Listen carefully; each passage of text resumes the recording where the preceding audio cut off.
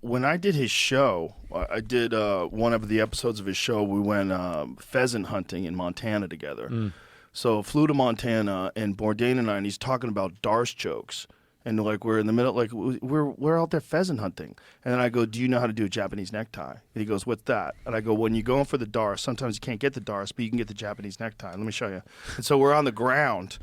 On the fucking ground, and I'm showing him. Okay, now you got this. Once you got this here, you're always looking for this, right? Because that's the darce. Yeah. I go, but from here, I'm gonna tuck your head into my chest, and I'm just gonna roll on my right shoulder. And he's like, ah! I go, yeah, that's fucked, right? Wow. Or roll on my left shoulder. I go, that's the Japanese necktie. So I'm explaining him the Japanese necktie on the ground. That's while crazy. the camera crew is there and shit. And I'm like, go ahead, try it on me now. And he's got his friend Josh. Josh is doing jiu-jitsu too. He's like, get in here.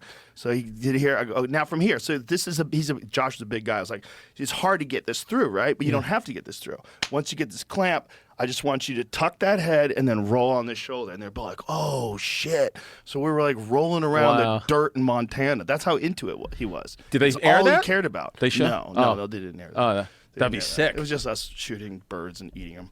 It was really fun. It was a really fun experience. He was a fucking fascinating guy. When I always watch, if it's on the plane, his documentary Roadrunner that they made, I think, after he passed away. And it was amazing. He said something once where he was like, because sometimes I think about this, when you get a little older, even though we're not super old, but you start to think like, hey, are my best years behind me? Like what is life? What's the next things? And I heard him say, he was like, he only became famous, or like people knew his name and read his book when he was 43 years old. He said, so I was sitting there at 42 years old thinking, all my fun, all my drug days, all my wild, it's all over. I'm in the back half of my life now, and this is what life's going to be. He goes, and I didn't realize that it was going to be the next 20 years of my life that would be me, be like the best years of my life. And I never heard someone talk about it that way.